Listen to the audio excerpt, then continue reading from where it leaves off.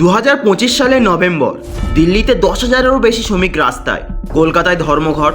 সবাই একটাই প্রশ্ন করছে, আসলে হচ্ছেটা কি? শ্রমিক স্বার্থ সুরক্ষার্থে কার্যকর নয়া শ্রম আইন। 2020 সালে শ্রমিকদের স্বার্থ সুরক্ষিত করতে দেশের বিভিন্ন রাজ্যের 44টি শ্রম আইন সংশোধন করে কেন্দ্রীয় সরকার 4টে নতুন কোড চালু করার বিল আনে সংসদে। কারণ একটা কাগজ, 4টে নতুন আইন, আর সেই আইন বদলে দিতে পারে 50 কোটি শ্রমিকের ভবিষ্যৎ। কিন্তু এখানে আসল উপকারটা কার?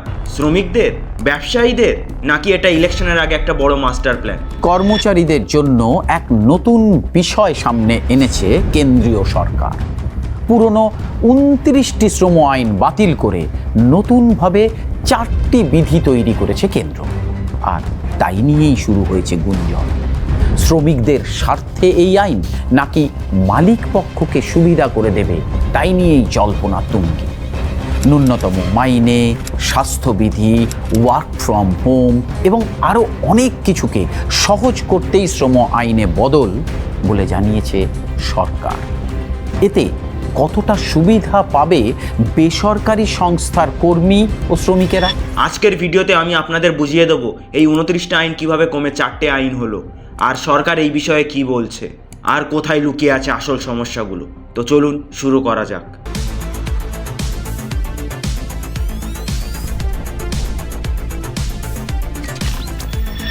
একবার ভাবুন, আপনি যদি একজন ফ্যাক্টরি ওয়ার্কার হন, বছরের পর বছর কাজ করছেন, হঠাৎ একদিন কোম্পানি বলে দিল আগামীকাল থেকে আপনাকে আসতে আর হবে না। আপনি ছুটে গেলেন লেবার অফিসে, সেখানে গিয়ে দেখলেন 29টা আলাদা আলাদা সেন্ট্রাল ল, 10,400-এর বেশি নিয়ম আর 180টারও বেশি ফর্ম। মানে আপনার অধিকার কোন আইনে আছে সেটা খুঁজতেই মাস কেটে যাবে। আর এই জটিলতার সুযোগে কি হতো? ঘুষ, দালালি, পেপার ওয়ার্কের সমস্যা। শ্রমিকরা তাদের অধিকার পেত না, ব্যবসায়ীরাও নিয়মের ফাঁদে আটকে যেত, আর শেষমেশ সবাই ক্ষতিগ্রস্ত হতো। এই সমস্যার সমাধান করতেই 2002 সালে একটা বড় সুপারিশ এসেছিল, আইনগুলো সিম্পলিফাই করতে হবে। আর 18 বছর পর 2019 থেকে 20-তে পার্লামেন্ট এটা আইন হিসাবে পাশ করে। শেষমেশ 21শে নভেম্বর 2025-এ নতুন রুলস অফিসিয়ালি নোটিফাই হলো। এবার আসি নতুন সিস্টেমে, কিভাবে 29টা আইন কমে হয়ে গেল 4টে code. Number 1, code on wages, অর্থাৎ বেতন সংক্রান্ত code. Number 2, industrial relations code, অর্থাৎ চাকরি, ছাঁটাই ও ধর্মঘট সংক্রান্ত code. Number 3, social security code, অর্থাৎ ইপিএফ, ইএসআই, গিগ ওয়ার্কার সংক্রান্ত code. Number 4, occupational safety, health and working condition code, অর্থাৎ বাজারের পরিবেশ সংক্রান্ত কোড। আসুন এবার জেনে নিই পুরানো আইনগুলো থেকে নতুন আইনে কি কি পরিবর্তন এসছে। আর সরকার বলছে এটা ব্যবসা এবং শ্রমিকদের উভয় পক্ষের জন্য সহজ হবে। মানে আগে যেখানে 10,400টা নিয়ম মেনে চলতে হতো, এখন সেই সংখ্যাটা কমে হয়েছে 350টা।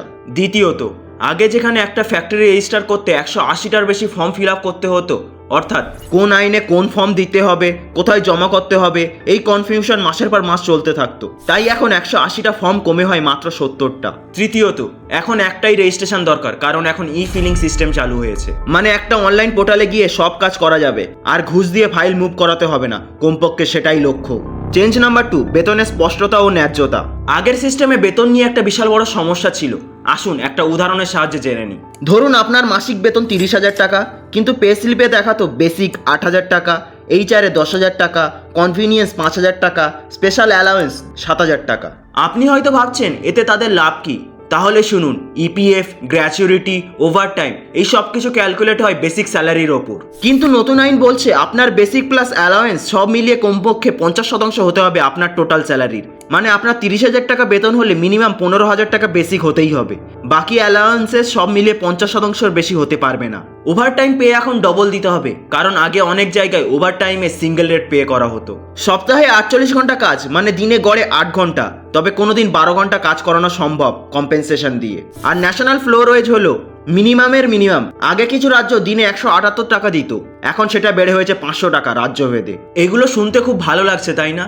কিন্তু আমি একটু পরেই বলবো এই 50% বেসিক স্যালারির একটা ডার্ক সাইডও। কিন্তু তার আগে আসুন জেনে নিই চেঞ্জ নাম্বার 3, যেটা হলো গিগ ওয়ার্কারদের সুরক্ষা। এটা সত্যিই একটা পরিবর্তন, আমি নিজেও এটা অস্বীকার করব না। কিন্তু আপনি জানেন কি ভারতের 90% শ্রমিক আনঅর্গানাইজ সেক্টরে কাজ করে? মানে প্রায় 50 কোটিরও বেশি মানুষ।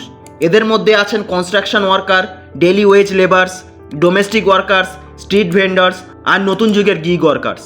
আগে কি হতো? জোম্যাটোতে ডেলিভারি দিচ্ছেন, সারাদিনে কোনো ইপিএফ নেই। সুইগিতে ডেলিভারি করছেন, কোনো অ্যাক্সিডেন্ট হয়ে গেলে তার ইন্স্যুরেন্স নেই। ওলাতে কাজ করছেন, রিটায়ারমেন্টের পেনশন ভুলে যান, কারণ এরা কোনো কোম্পানির এমপ্লয় নয়, এরা পার্টনার, অ্যাসোসিয়েট, যা বলতে চান বলুন, কিন্তু এরা লেবার লয়ের প্রোটেকশন পেত না। তাহলে নতুন সিকিউরিটি কোড কি বলছে? প্রথমবার গিগ ওয়ার্কার ও প্ল্যাটফর্ম ওয়ার্কার্সদের আলাদা করে রিকগনাইজ করা হয়েছে, সুতরাং তারাও ইপিএফ এবং ইএসআই এর কভারেজ পাবেন। সরকারের হিসেব অনুযায়ী 2 থেকে 3 কোটি গিগ ওয়ার্কার্স এই প্রোটেকশনের আওতায় আসবেন। শুধু তাই নয়, 8 কোটি কনস্ট্রাকশন ওয়ার্কার্স যারা এতদিন আনঅর্গানাইজ ছিলেন তারাও এখন এই সুবিধা পাবেন। এবার আসি চেঞ্জ নাম্বার 4-এ, যেটা হলো ফিক্সড টার্মে জবের সুবিধা। আগে কন্ট্রাকচুয়াল ওয়ার্কার্সরা পার্মানেন্ট ওয়ার্কার্সদের মতো বেনিফিট পেতেন না, কিন্তু এখন ইন্ডাস্ট্রিয়াল রিলেশনস কোড অনুযায়ী ফিক্সড টার্ম এমপ্লয়মেন্টও লিগাল করা হয়েছে। সাপোজ একটা কোম্পানি 6 মাসের প্রজেক্ট আছে, তাহলে 6 মাসের জন্য কাউকে হায়ার করতে পারবেন ফিক্সড টার্ম এমপ্লয়মেন্ট কন্ট্রাক্টে, কিন্তু এবার সেই ফিক্সড টার্ম এমপ্লয়িটা পাবেন পার্মানেন্ট এমপ্লয়ের মতো benefits, same salary, same working condition, same leave entitlements. এটা ভালো পদক্ষেপ সিজনেবল ইন্ডাস্ট্রিজদের জন্য, যেমন ট্যুরিজম, টেক্সটাইল, এগ্রিকালচার। কিন্তু এখানে একটা প্রশ্ন আছে, প্রশ্নটা হলো এটা কি এমপ্লয়ীদের কাছে ইজি এক্সিট স্ট্র্যাটেজি দিচ্ছে না তারা? কারণ পার্মানেন্ট এমপ্লয়ি না রেখে ফিক্সড টার্মের কন্ট্রাক্টে রাখলে কোম্পানিরই তো সুবিধা। এই প্রশ্নটা মাথায় রাখুন।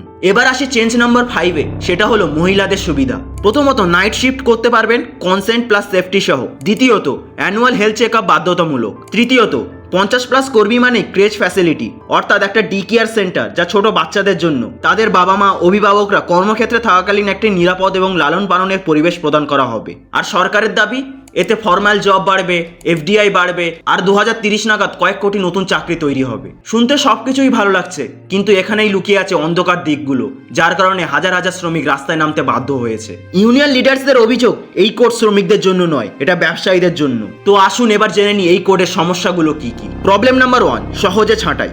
আগে 100+ ওয়ার্কার থাকলে ছাঁটাই করতে সরকারের অনুমতি লাগতো, এখন সেই সংখ্যা 300, মানে 299 জনের কোম্পানিতে মালিক চাইলে আপনাকে যে কোনো দিন বার করে দিতে পারে। প্রবলেম নাম্বার 2, ইউনিয়নের শক্তি কমে গেছে।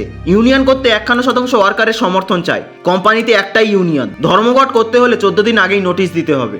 একসাথে ক্যাজুয়াল লিভ নিলেও সেটাকে স্ট্রাইক হিসেবে ধরা হবে। আইএলও বলেছে এটা ওয়ার্কারদের স্বাধীনতার বিরুদ্ধে। প্রবলেম নাম্বার 3, বেতনের খেলা। বেসিক স্যালারি বাড়লে কোম্পানি পিএফ কন্ট্রিবিউশনও বাড়বে, তাই কোম্পানিগুলো অ্যালাউন্সেস কমাতে পারে। ফলাফল, আপনার হাতে পাওয়া বেতন 10 থেকে 15% কমে যেতে পারে। তাহলে মিনিমাম ওয়েজ আর লিভিং ওয়েজের মধ্যে গ্যাপটা থেকেই যাচ্ছে। প্রবলেম নাম্বার 4, কাজের ঘন্টা। 48 ঘন্টা পার উইক ঠিক আছে, কিন্তু দিনে 12 ঘন্টা অ্যালাউড।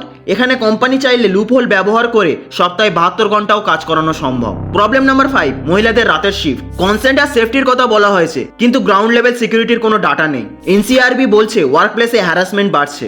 ডিসেম্বর 2025 পর্যন্ত 20টা রাজ্যে এই রুলস নোটিফাই হয়েছে, মানে আইন আছে কিন্তু বাস্তবে প্রয়োগ জোরদার নয়। দেখুন, আমি বলবো না এই লেবার কোডগুলো খারাপ, না, ভালো দিকও আছে। গিগ ওয়ার্কার্সদের জন্য একটা গেম চেঞ্জার। 2 থেকে 3 কোটি মানুষ প্রথমবার ইপিএফ পাবেন। 8 কোটি কনস্ট্রাকশন ওয়ার্কার্স এখন কভার হবে। 2025 সালের ডাটা বলছে 1.5 কোটি নতুন ইপিএফ এনরোলমেন্ট হয়েছে। ই ফিলিং, সিঙ্গেল রেজিস্ট্রেশন, এগুলো সত্যি বিজনেস করা সহজ করেছে। ফিক্সড টার্ম এমপ্লয়মেন্টে 1 বছরের গ্র্যাচুইটি, এটা ভালো পদক্ষেপ। বাট প্রবলেমটা কোথায়? পাস্টের রিফর্মসগুলো কেন ফেল করেছে? বিউরোক্রেসি আর করাপশনের জন্য। ইউপি, বিহারের মতো লেবার সমৃদ্ধ রাজ্যে যেখানে কাজের মানুষ আছে, কাজ কম, সেখানে এই কোড মজুরি আরো কমাতে পারে। পিআরএস এর মডেলিং বলছে 2 থেকে 3% ওয়েজ সাপ্রেশন হতে পারে এই রাজ্যগুলোতে।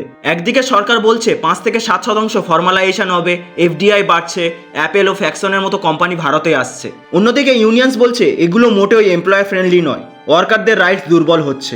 আসল কথাটা হলো, আপনি যদি একজন ফ্যাক্টরি ওয়ার্কার হন, বা সুইগিটিতে ডেলিভারি করছেন, বা অফিসে কাজ করছেন, আপনার জন্য কোনটা ভালো সেটা ডিপেন্ড করছে ইমপ্লিমেন্টেশনের ওপর। যদি সরকার ঠিকমতো এনফোর্সমেন্ট করে, কারাপশন কমায় আর ঠিকঠাক ইমপ্লিমেন্ট করতে পারে, তাহলে এই কোডগুলো কাজ করতে পারে। কিন্তু যদি এই কোডগুলো কাগজে থেকে যায়, তাহলে আগের মতোই হবে, নতুন বোতলে পুরানো মাদক দ্রব্য। তো বন্ধুরা, আজকের এই অ্যানালাইসিস থেকে আমরা কি কি শিখতে পারলাম? তো লেসন নাম্বার 1, যে কোনো রিফর্মে উইনার লুজার দুটোই থাকে, এটাই রিয়ালিটি। কোশ্চেন হলো বেনিফিট কার কাছে বেশি যাচ্ছে। Lesson number 2, implementation is everything. Idea যতই ভালো হোক, এক্সিকিউশন না থাকলে সব বৃথা। লেসন নাম্বার 3, ইকোনমিক গ্রোথ আর ওয়ার্কার ওয়েলফেয়ার দুটোই দরকার, একটা স্যাক্রিফাইস করে আরেকটা পাওয়া যায় না লং টার্মে। এই লেবার কোডগুলো সাকসেস হবে কিনা সেটা ডিপেন্ড করছে 3টে পিলারের ওপর। প্রথমত এনফোর্সমেন্ট, শুধু কাগজে নয় মাঠেও কাজ করতে হবে। দ্বিতীয়ত কারাপশন কন্ট্রোল, যেটা পাস্টে হয়নি সেটা এখন কন্ট্রোল করতে হবে। তৃতীয়ত ব্যালেন্স, এমপ্লয়ার ও এমপ্লয়ি দুজনের স্বার্থটাকে মেনটেন করতে হবে। আপনি যদি একজন ওয়ার্কার হন তাহলে আপনার অধিকারগুলো জানুন, এই 4টে কোড পড়ুন, আর এখানে ইগনোরেন্স হলো আপনার সব থেকে বড় শত্রু। আর আপনি যদি একজন এন্টারপ্রেনিউর হন তাহলে মনে রাখবেন শর্ট টার্ম গেইনের জন্য ওয়ার্কার এক্সপ্লয়টেশন করলে লং টার্মে আপনিই হারবেন। এই ভিডিওটা হেল্পফুল লাগলে লাইক এবং সাবস্ক্রাইব করুন এবং কমেন্টে জানান আপনার মতামত, এই লেবার ল ভালো নাকি খারাপ। স্বপ্ন হোক আকাশ সমান, কিন্তু পা থাকুক বাস্তবের মাটিতে। মনে রাখবেন আইন তো হয়ে গেছে, এবার দেখার বিষয় বাস্তবে কি হয়। ধন্যবাদ।